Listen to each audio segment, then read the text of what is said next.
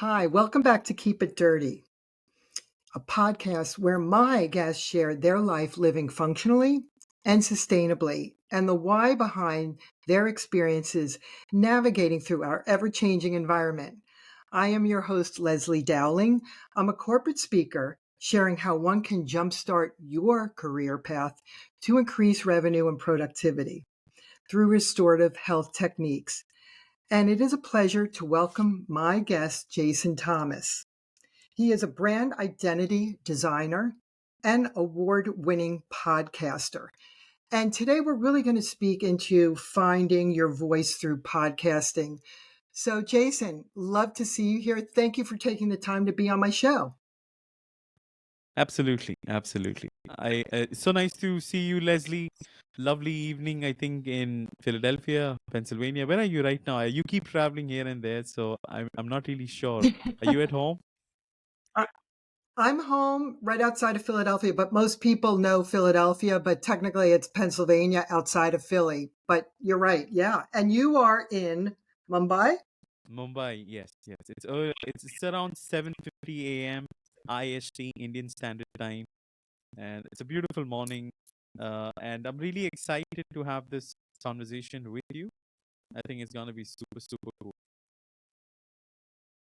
That is awesome. So, Jaison, before we just go any further, if you could just amp up the volume a little bit. I know sometimes it glitches a little bit with our Wi Fi here in the US.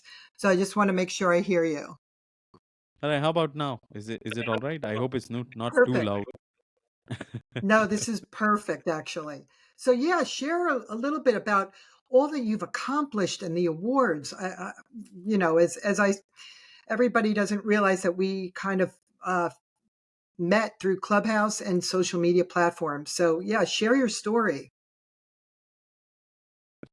I actually did not get into podcasting for any sort of awards. That came with because of my hard work and what I tried doing with it. So I think the background of this whole thing is that back in 2015 I had a really tough time with my business, and due to my business, and that was the first attempt which I did officially on papers. So that turned out to be really bad. I would not call it bad, but something really taught me a very valuable lesson when it comes to entrepreneurship. So when my business failed, okay, and that was an event which took place back in 2015, it gave me humongous lesson. But the problem was I was unable to process this lesson from a physical sense.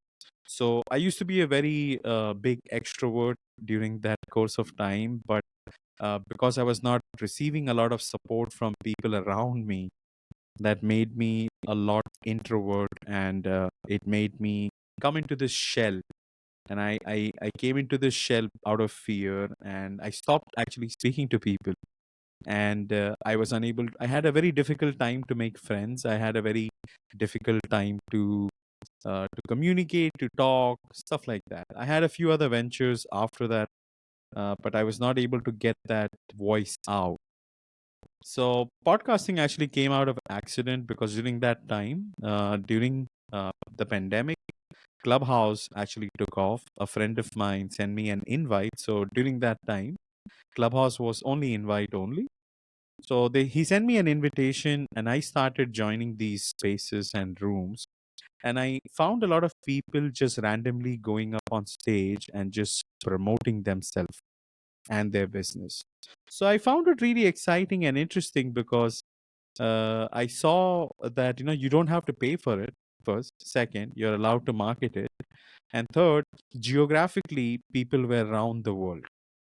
So doesn't so there were people from the UK, there were people from the US, there were people from India, and it was going on and on. So initially, I thought this would be a good way just to promote my design business. Okay, and as time progressed, as time went by, I realized that these guys who are actually doing this stuff, they necessarily don't have the qualification or the expertise as they claim it to be, and I did not want to associate myself with that. So then eventually what happened is that I found a few friends. So I think the first close friend of mine was Tiffany. As you know, it's a common friend between both of us, Tiffany Werner. Rest in peace. She passed away just a few months back. And along with Tiffany, I found a lot of other friends who I met. Melissa being one, you being another. Then I met a few other friends through her. Okay, stuff like that. It went on, and my network started to grow. It started to grow, and I keep meeting new and new people. And eventually, I think I reached a stage when I met two awesome individuals who were into podcasting. One was Mr. LJ Haywood. He used to stay in Virginia during that time. And the second person was from New Jersey. His name was Girish Bali. So these two individuals started to groom me. And they were like, see, why don't you give this a try? Okay, and see, and they were into podcasting during that time a lot. Okay, so for me, it's like alien because it's not very prominent here in India yet. It has not built the momentum in India at this moment of time, so it was taking a while for people to catch up. So for me, it was also a strange thing. Like, why would you like make some sort of an audio, and why would people listen to it? I never understood the concept, so it was kind of new, and all you had to do was speak into the mic or interview somebody. So I will have to actually give credit to all these three individuals, starting with Tiffany Werner, second LJ Haywood, and third one is Girish Bali. All these three individuals had their own distinct style of how they do podcasting. LJ was more into the comedy side. Okay, Tiffany used to do shows which had a nice humor to it, and she was into radio. So she taught me something about how to do live shows. Okay, she really, uh, you know, groomed me to get comfortable just doing live shows. So if I do live with confidence, it's purely because of her, nobody else. And when it came to LJ, LJ was more on the comedy side, so he taught me how to have fun in the show. And with Girish, what Girish taught me was how to actually do this on a regular basis. So he showed me how to be consistent. So Girish Bali, if you don't know, he has a podcast called Back to Basics, and he does shows every week. And I think his season consists of around 150 plus episodes. So he does shows for 8 months as a stretch, and then he takes a break for about 4 months, and it restarts again back in January and Feb. That's how he does his show. So with all these individuals collectively, they had their own personality and style to how they conduct their shows. And with all those individuals, I wanted to find that sweet spot. So when I started my show, and I started my show using just an iPhone and with the headphone jack, people think that you need a lot of money to start a podcast, which is actually not true. Okay, so I started with my iPhone and the headset which comes along with the iPhone. Okay, and I used a free platform called Clubhouse. So I used to do the recording in this platform called Clubhouse. So Clubhouse used to allow recordings. So I used to interview guests on Clubhouse, download the audio, edit it if required, and upload this on Anchor. So right now it's called as Spotify for podcasters. Earlier it used to be called Anchor. So so I would give credit to these individuals because these individuals, all three of them, really helped me to get my voice out and be confident, to be able to share my story, to not feel bad about what happened with me in my life in the past, to embrace all the things, the good, the bad. And they were like, some people do TikTok, some people do Instagram reels, some people do YouTube, and some people just do podcasts. And out of those, some individuals, some people might just do audio based podcasts only. So I do audio based podcast a lot.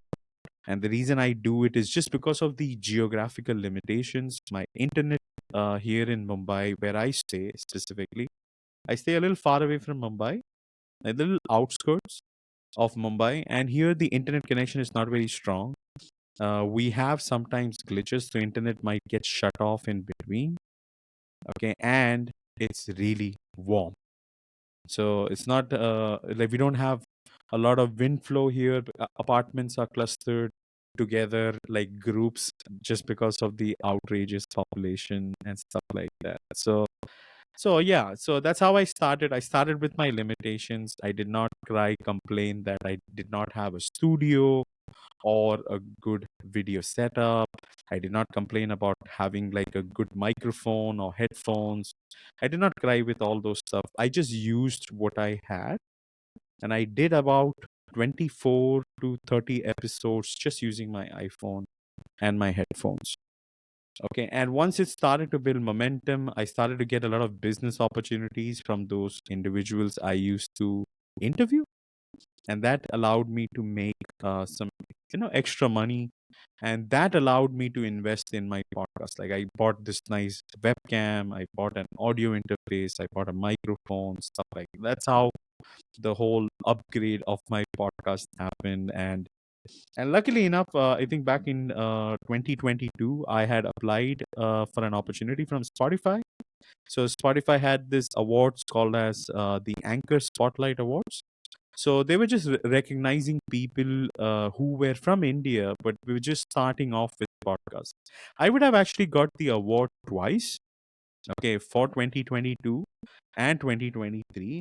But when they approached me, I had some copyright music in some of my episodes, which I did initially. Okay, I used to play just random music because it used to sound cool. So then I realized that people do pay attention. They think that under podcasting, you don't get copyright strikes. You do, especially when you apply for awards. So I had to actually edit like 7 to 12 episodes, go back, customize everything, remove all those songs, and then apply for it. By the time I finished everything, so somebody else already won it. And so I could not get the opportunity to win it in 2022. But luckily, the very next year, 2023, I did get that award. So I'm very grateful. I did not really expect that to happen.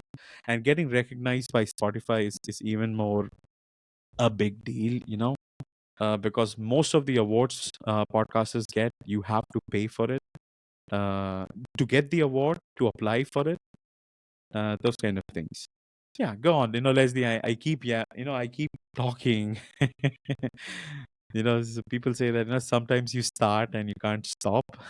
I'm becoming like Tiffany. That's okay, because you're telling your story, and everybody is really just interested in people that are starting podcasting and trying to live stream, get on different platforms of social media. What kind of tips or strategies or words of wisdom can you give people? My favorite strategy, which I would like to suggest all podcasters out there who is trying to find their own voice, is that you don't have to get it right at the very first time. Uh, you know, there are a lot of people and individuals and strategists who keep explaining to us that you need to know your niche, you need to know what you're doing, you need to know whom you're targeting, stuff like that. What I say is that, it's an evolution, because no matter how much you plan and decide on this, it does not go exactly as you plan. Okay, because you don't know the audience you would be pulling in, you don't know what kind of listeners would be interested, you don't know from which location people would start accessing it. So depending upon that, you have to keep fine tuning it. So I would recommend podcasters out there, start it. Your show name does not have to be perfect. Go with what you think would make sense. Okay. Give yourself around 50 episodes just to make mistakes, because nobody knows you yet. Even if you were to delete all those shows and start fresh, nobody is going to come to know. So you can keep modifying, editing, fine tuning, changing the titles, changing the show name, the show description, going from maybe a certain genre or category, jumping from one section to another, experimenting new things. As soon as you see that this is the geography, this is the kind of listeners I'm trying to pull in, and if you like what you're doing, then go ahead with it. So don't get too serious and don't jump into everything just because everybody says that's the right way to go. Give yourself permission to make some mistakes, okay, and go ahead with it, because you can always rectify it. Once you become famous, I think it's a lot more challenging just to undo things. Once your show has momentum and traffic, like at this moment of time, I can't think of going back to comedy, because there is a huge listener base who do follow my podcast. And interesting enough, I think around 51% of the population who listen to my show surprisingly are from North America. Okay, because I still upload my shows as per Indian time. Okay, but I also have listeners who listen to me, from America. So that was interesting. And you know what? Only 30% of my listeners are from India. Rest of them are from America and other countries. So, okay, so that's really strange, but that's what, maybe it's because of the type of people I interview and where they are located. I think so, maybe. Okay, so that's one, that's one strategy I would suggest. Go ahead, Leslie. Yeah, no, I was just going to say, I think you just resonate with the subject matter and the people that you're interviewing, um, more so here in the States. And I think, eventually, who knows? If I could look in a crystal ball, you might be here in the States somewhere, living and working and having the show, and just surrounding yourself with like minded individuals. Even though we're across the world, you seem to connect with more people here globally. But I would just love to know, where do you see yourself in 5 years? And did the awards really get you, obviously, the spotlight that you wanted? Yes. So winning an award, I mean, it doesn't matter, like, if it's a free award or something which you paid to apply. So when I say paid, doesn't mean that you pay to get an award. It means you pay to apply for an award so that people can qualify and see if your show is really worth it. Does it have the momentum or traction? So one of those awards would be People Choice Awards. Second is Webby, and there are many other awards which are out there which helps podcasters to reach a higher audience. Okay, so the award does help. The award also helps you to establish yourself as a credible person, especially when you're reaching out to guests. So I mean, see, when you have those tags, like you have won an award and it's from this entity, so that really kind of displays your hard work and efforts, so that really helps. So what is the future I'm trying to see? So the future which trying to see first is that I actually want to find a way how to dub my episodes into Spanish. That's one. And I want to do some sort of AI based processing which can instantly do it. Like instantly, that means I don't want to re record anything. I want it to magically figure out my voice and my guest voice and the people who come on my shows when we do live. I want it to fine tune it and make it better, something of that sort. So that is one. So I want to have a Spanish channel because I think there are a lot of Spanish listeners out there, and that's a market which has not been used yet. I think that's going to help me to have like a higher reach if I want to continue targeting America. Then second, which I want to do is that I want to actually do the show consistently. I used to take a break for about 2 months, 2 or 3 months every season. Okay, so I think a season consists of around 6 months. It goes around 6 months and 24 episodes. That used to be my timeline. And after that, I used to take a break because it was very exhaustive. So, so podcasters who are actually listening, I would say, whenever you take a break, I think it's very detrimental because I see my statistics going down because I'm not having weekly, uploads. Because for 6 months, I'm uploading it on a timeline every Wednesday. and all of a sudden there is nothing. So if there is nothing, I think listeners forget very soon. You have to keep showing up on their feed. So what I'm doing is that I'm actually not taking a break I used to. Instead, I'm doing like a small 1 hour mini series in between, and I'm trying to catch up and trying to fulfill that spot before wrapping or before coming to my next season. So that's what I'm doing. I would really love to have my own talk show, definitely, in the far-fetched future. And if it can be done in America, like how people do talk shows, business talk show, I think that would be really cool. Because I have actually learned a lot more about business by just interacting with people and just taking their experience and learning from it. In comparison to what life taught me. I mean, it should be the other way around. But in my experience, meeting new people, talking to them, understanding how they think and process and analyze things has actually taught me a lot more about business in comparison to what I was able to do by myself. Yeah, so those were the things. Yeah.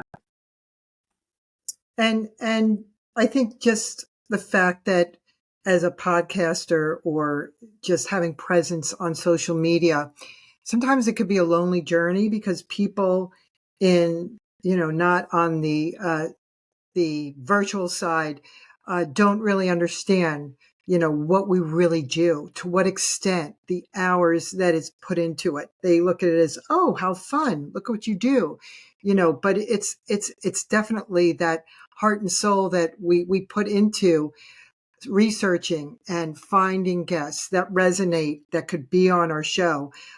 So my question is, do you get the support that you're looking for, or do you get support from the community around you, from your family and your close friends that are physically in India with you, or are they sort of trying to still figure out what you do when it comes to the show and everything? Yeah. See, honestly, I don't think people in India know what I do yet. When I actually talk to them about what I do, especially take it this way, like I interview people, they get that I interview people. Second, when I tell them it's audio only, they're like blown away. Third, I tell them actually I interview a lot of foreigners outside India. Let's say in USA, USA, UK, or other countries, for a matter of fact. So they make this surprising face, like as if like I have discovered fire. That's how their reaction is. So my mom doesn't get it. Okay, my sister does because she's more like a Gen Z. Okay, some of my friends get it, but I think my dad keeps asking me the same question over and over again. What is the benefit of doing all of this? Like, are you getting financially any reward? Like, why would you do this? Why waste time? So I think sometimes when you get into something like this, you actually do this just because you like doing it. And I'm not really worried about the money side. I want to see like how I can offer more to the community. Like when I say the community, like the podcasting community, I have realized that 95% of podcasters, statistically, not just I'm not saying, I'm just talking statistics. 95% of podcasters actually don't make any money. They just do it out of pure passion and love for this. Okay. I want to actually change that equation. I want to give people resources and ideas on how they can do this. So, as I'm actually finding my voice and trying to fulfill my love and passion towards audio and the power of audio, I think simultaneously I want to help people out as much as I can in terms of knowledge, in terms of resources. So I'm really trying to be out there, trying to help people through articles, through content, to blog posts. I'm trying to do as much as I can to serve the community. I think in the long run, I think that equation should change, and it should be like 95% of podcasters do make money doing what they love, and 5% are those ones, who are trying to figure it out. So I want to change that equation, and I want to dominate in this space. And Leslie, I'm telling you, there are a lot of people who actually figure this out, but they don't vocalize and tell people what it is. They try to keep it to themselves, because people are selfish, and sometimes they don't have the time, energy, or resources to share things.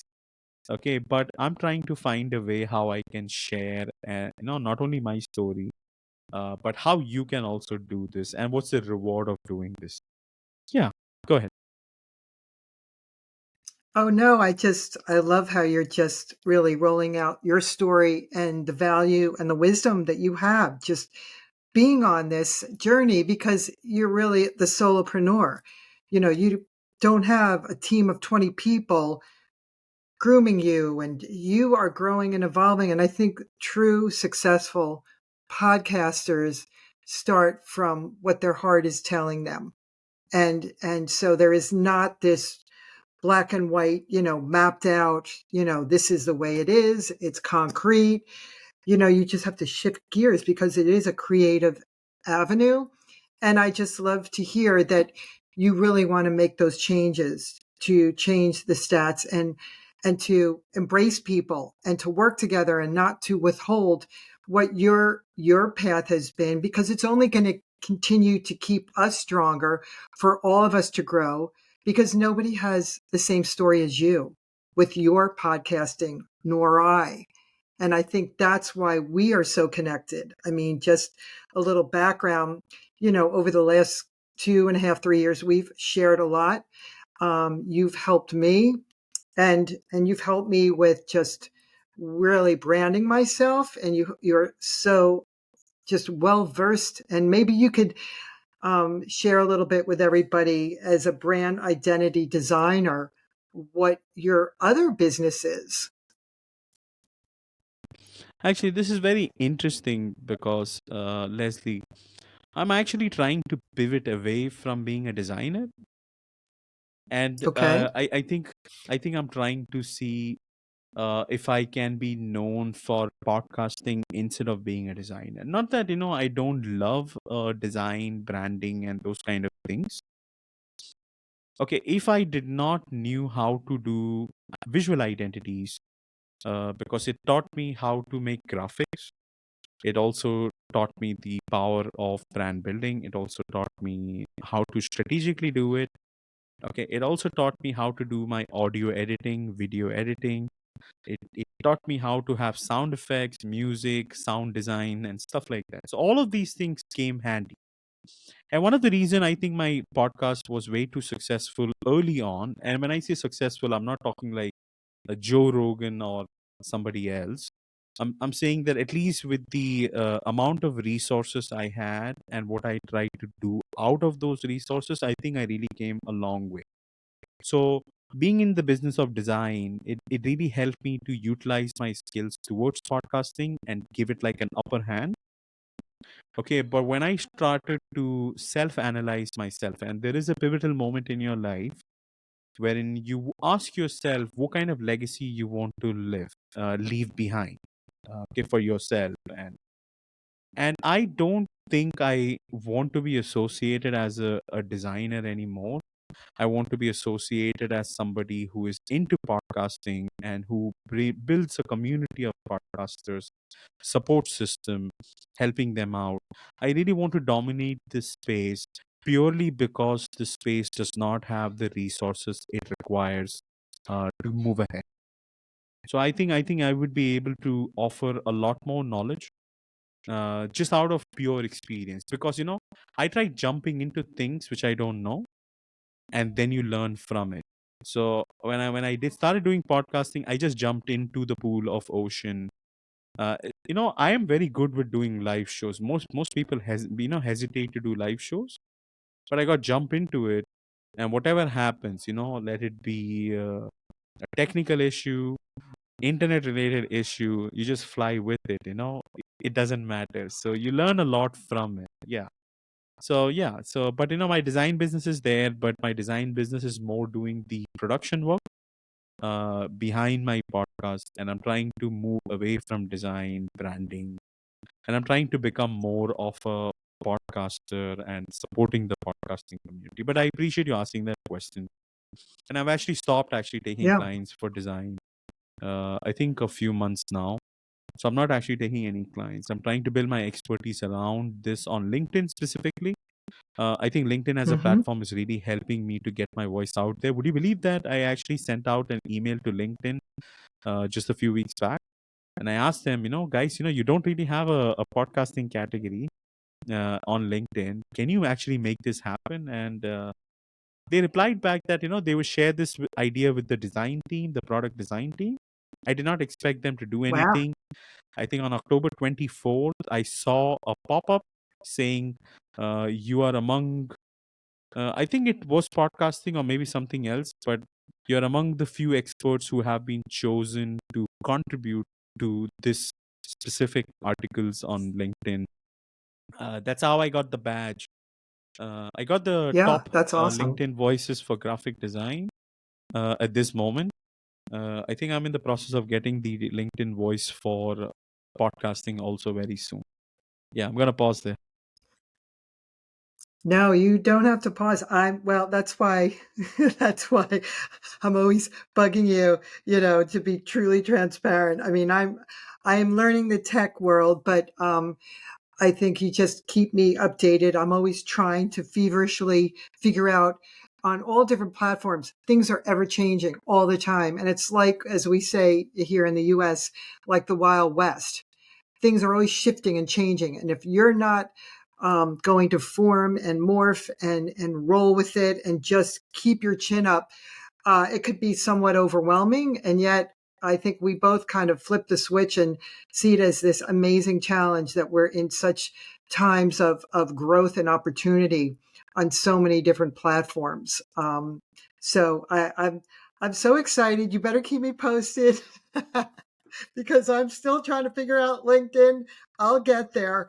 But I really appreciate you just being really transparent and the fact that, you're moving into different areas and who knows, just remember me when you're up there with LinkedIn or whoever and you jump on board because we've been through a lot and we've commiserated and sometimes you're like my biggest cheerleader when I'm like, oh my gosh, why am I doing this? But I feel it's so gratifying now. I'm kind of getting it and getting into a rhythm. And I really see you as like the brother I never had, a young brother, my little brother, but you're not because you are like a mentor to me. And I thank you for that. And I think we've had a really interesting, not journey, but just an interesting friendship with watching you grow and really just come into your own and finding your voice, getting back to, really through podcasting. Do you see that empowerment in you? Because as a practitioner, I'm always like the mental stability and health. You got to find something. Life is short to really empower you, and you find that passion. Has that trickled into your relationship with friends and family, and just shifting gears the way that you're putting on a new lens to approaching life in general? Yes, yes, it has actually. In the pursuit of finding my voice, I did come across so many individuals with very distinct personalities, such as yourself. And I was blown away that, I used to always think that, people maybe in a foreign country were much more superior than me. I realized that, we all are kind of the same. We all have the same challenges. We all have the same limitations. We all have the same kind of fears. If you hear the whistle noise, so in where I stay, if you want to fill water, if you hear the whistle noise, I don't know if you can hear it. Yeah. Okay, so No, I could we hear get, it. Share with our yeah, listeners. What is that? yeah. So where I stay, that we don't get 24-hour water supply to drink, clean, wash, or even to take a bath. So we get half an hour, 30 minutes. Uh, they open up the taps and they use a motor, a water motor, and they supply it to the whole apartment, not just me, but many other houses. So we have like a 30-minute window to fill. If you don't fill it, you don't get water for another 24 hours. So we have these big tanks at home. I think I have around 3,000 liters of water tanks within my house, on the ceiling, and that's how we store water. So there were times during COVID, during the pandemic, there was a really humongous shortage of water, and it was struggle. For weeks, we did not have water. I have no idea how we survived that phase. Wow. Such a crazy experience. But back to what I was saying. Yeah, so it started off with the accident, but I met a lot of people, and a lot of these individuals, such as yourself, you have these all powerful stories, how you're being raised, what you did with your life, what you're going to do with your life.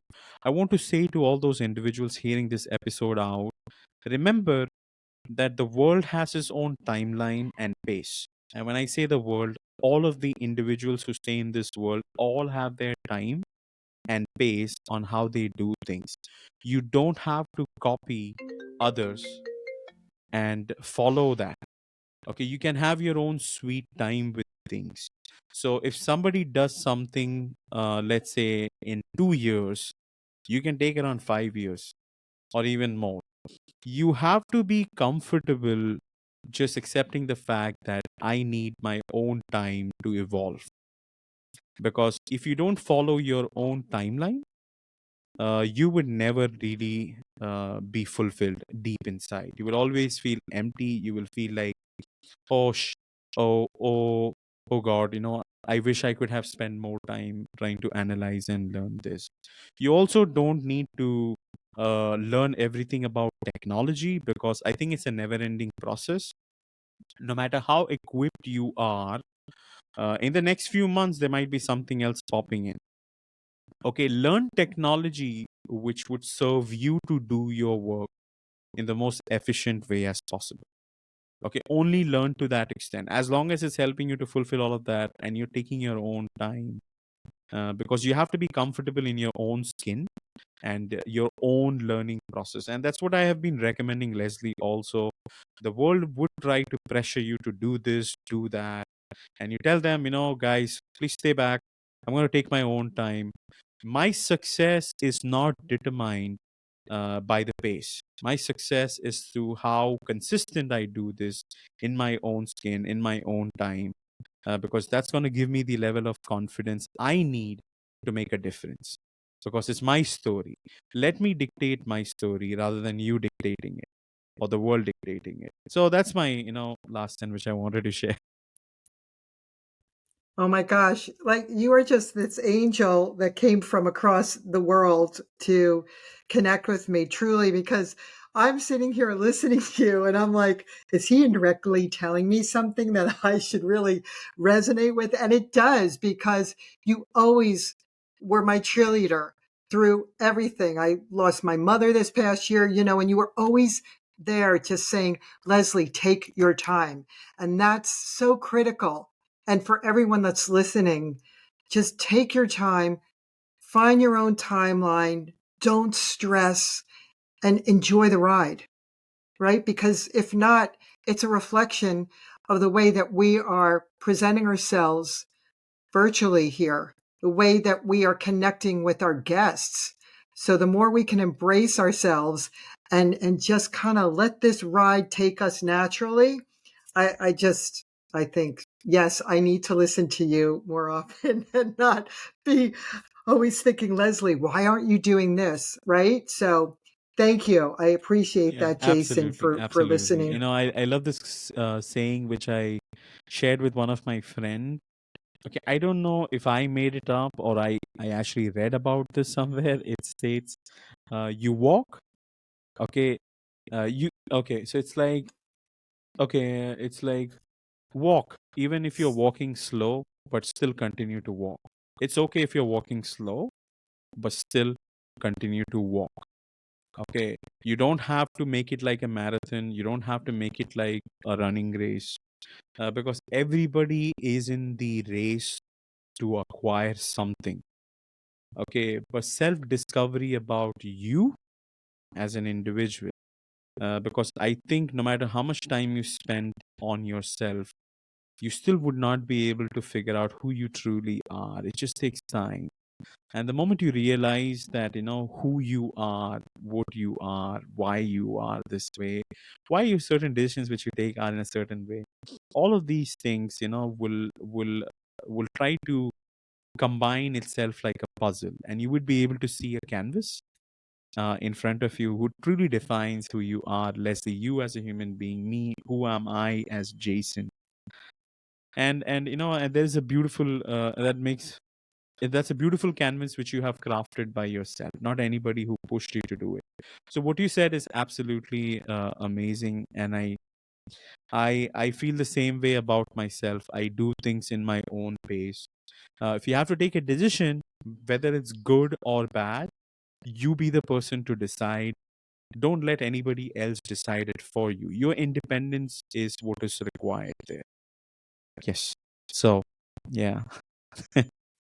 Beautifully said, as always. I really think you just take the time today or tonight, wherever you are in this world, to be a guest on my show. And as you could hear, my dog is in the background crying because somebody led him up the steps, but that's okay because we're real. This is the way we roll.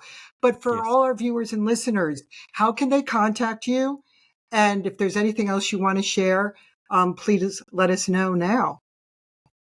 Absolutely, absolutely. So I would say that if you want to step into my spotlight, when I say my spotlight, I mean to say into my podcast, reach out to me on LinkedIn. Just look me up on LinkedIn, Jason, Jaison Thomas, and you should be able to find my profile with a green background. And I think I'm the only one with that background on LinkedIn, so you should be able to find me very easily. Or go on to my website, which is imjdesigns.co. Although I have not completely migrated to something related to podcasting, I still have my design website still on, and it has my email address, it has my contact number, it has everything. You can just fill in the form also, and you can reach out to me. The best way possible would be LinkedIn, so I would highly recommend you to reach out to me on LinkedIn. Send me a DM. Don't send me a connection request, because on an average I get around 5 to 10 requests daily, because I am doing live shows, so I don't accept invitations. So send me a DM first.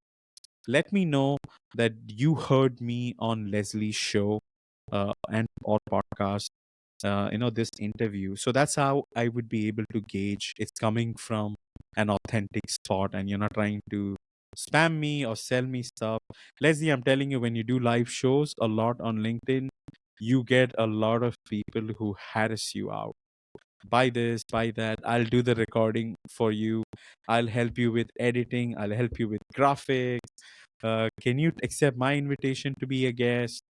Okay, can you, PR agencies are after you, suggesting that, can you have this individual on the show? Can you help him out? Stuff like that. It's a mess. But yeah, Yeah. sometimes, and I don't even have a lot of following. I only have the 1,800 following. I think maybe around 1,900 on LinkedIn.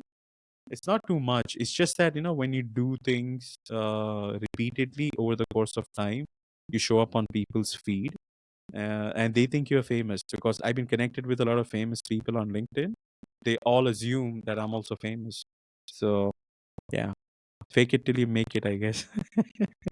Yeah, no, I didn't even realize that. Thank you. So when I become really famous, I'll have to remember everything that you told me. Um, but but again, Jason, thank you so much. This is such a pleasure. As you could hear, my dog is jonesing, wanting some time with me. But so Take your for time. Take everyone your time. that's listening, yeah, but for everybody who's listening, just remember to keep it dirty, ground with Mother Earth, show some love, maybe hit the subscribe button to keep it dirty, listen in, and we will see you soon, Jason, because obviously I'd love a follow up down the road to see how you're doing. So you take care. And for everyone that's listening tonight or today, wherever you are in this world, take care and have a great day.